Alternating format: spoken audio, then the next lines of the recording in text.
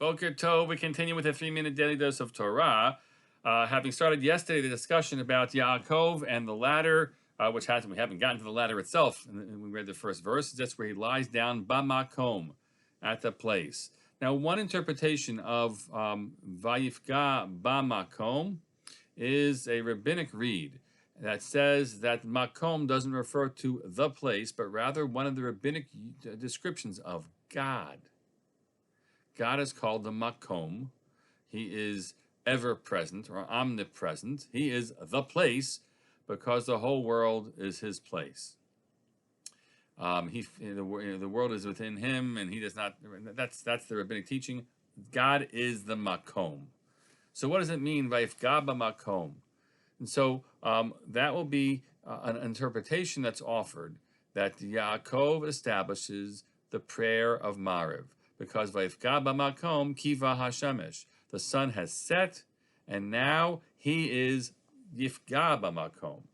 It is an intercession. Lifgoa means to press, to actually, it sounds somewhat hostile at certain ways it's used, but the rabbinic understanding that is here is that's a type of prayer which is deeply interactive with God, engaged with God. And so we are to understand that Yaakov here establishes the Mariv prayer. And that's really significant because we think about the three different ancestors, our three avot, who established different prayers. Avraham establishes Shacharit, the morning prayer. Yitzchak, we read about at the end of Parshat Toldot, Vayetze Yitzchak lasuach basadeh le'et erev, that Yitzchak had gone out to that's a strange phrase, lasuach basadeh, but the rabbinic reading is to have a conversation with God towards evening, the afternoon. So Yitzchak establishes mincha, and Yaakov establishes mariv, because this is already kiva hashemesh, because the sun has set. Each of these prayers is very different. First, the time of day itself carries the different way our minds are taken up with what's on our mind at different points in time.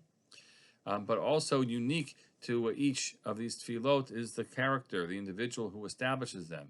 And the Torah introduces Yaakov in his prayers with the first pasuk, Vayetze Yaakov mi Beersheva ve'el Harana. When he's leaving Beersheva and he heads towards Haran, you can only imagine what's on his mind.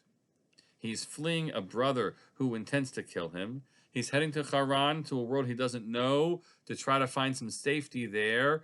And the nature of his prayer is going to be one of supplication and worry and concern, and it's just overtaken by all that is on his mind that cannot be solved. And the world gets dark around him. The sun is setting, and he turns to God in prayer. Vayifga b'makom, he makes supplication to God at this moment. And that what follows is a very powerful experience that God shows him. Each of our days, our prayers, whether it's this morning or this afternoon or this evening, should be filled with something powerful about ourselves, and let us be able to find the way in which we turn to God in all those moments, carrying forward our feelings and our needs in conversation and perhaps supplication, and very much interactive with God whenever we step before God in our prayers. Have a great day.